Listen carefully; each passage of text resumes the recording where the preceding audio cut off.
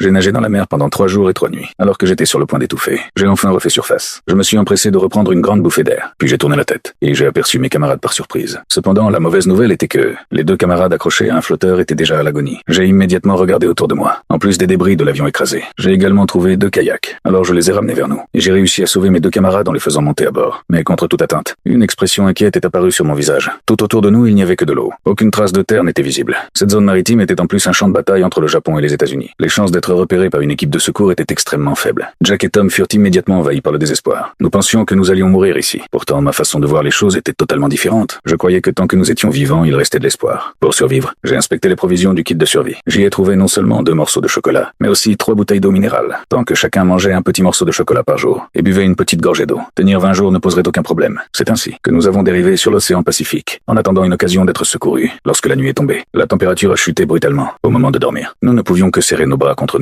et nous recroqueviller dans les kayaks. Mais peu de temps après, un étrange bruit de choc nous a réveillés. En regardant de plus près, nous avons découvert qu'il s'agissait de requins, qui tournaient sans cesse autour de nous. Tous les 3 étions terrifiés et n'osions plus fermer l'œil. Heureusement, les requins ne nous ont pas attaqués. Le lendemain matin, j'ai aperçu un avion de secours passer au-dessus de nos têtes. Je n'ai pas osé perdre une seconde, et j'ai immédiatement tiré une fusée de détresse. Au même moment, j'ai versé un colorant vert dans la mer, pour qu'il contraste avec l'eau bleue. Mais l'avion volait beaucoup trop haut, au milieu de l'immensité de l'océan. Nous étions aussi insignifiants que des fourmis. Peu importe nos efforts, tout était vain. Je refusais d'abandonner, et j'ai tiré une autre fusée de détresse. Mais cela ne servit évidemment à rien. En regardant l'avion s'éloigner de plus en plus, nos émotions étaient extrêmement compliquées. Pire encore, j'ai soudain découvert qu'il ne restait plus que les emballages du chocolat. J'ai demandé à Jack avec colère ce qu'il avait fait. Jack a expliqué qu'il avait eu trop faim la nuit précédente, et qu'il n'avait pas pu résister à tout manger. Notre dernier espoir s'est alors effondré. Le 3e jour est arrivé, et nous n'avions toujours pas vu l'équipe de secours. À ce moment-là, nous étions tous les 3 affamés au bord de l'épuisement. Jusqu'à midi, un oiseau marin s'est soudain posé sur le kayak. En voyant cette nourriture arriver d'elle-même, j'ai lentement tendu la main. J'ai saisi l'occasion, et attrapé rapidement la patte de l'oiseau. Puis nous avons uni nos forces, et réussi à capturer cette nourriture. Mais le goût était vraiment répugnant. Nous n'avions pas le choix. Cela faisait déjà 3 jours et 3 nuits que nous n'avions rien mangé. Mais la seconde suivante, nous avons tous les 3 vomi. À ce moment-là, Tom s'est dit que le poisson cru aurait peu être meilleur goût. Alors il a utilisé la chair de l'oiseau comme appât, et l'a jeté à la mer. Après 5 longues heures d'attente, nous avons enfin attrapé un gros poisson. En regardant cette nourriture durement obtenue, Jack, qui avait mangé le chocolat en cachette, était rongé par la culpabilité. Voyant cela, Ryan et Tom ont laissé leur rancœur de côté, et l'ont invité à manger avec eux. Tous les 3 avons partagé le poisson bouchée après bouchée. La teneur en protéines de ce poisson était des dizaines de fois supérieure à celle du bœuf. Le seul regret était l'absence totale d'assaisonnement. C'est ainsi que nous avons survécu grâce au poisson cru. Jusqu'au 18e jour, la peau des 3 hommes avait déjà été gravement brûlée par le soleil. Ils ne pouvaient que rester autant que possible à l'ombre. Les photos de leur famille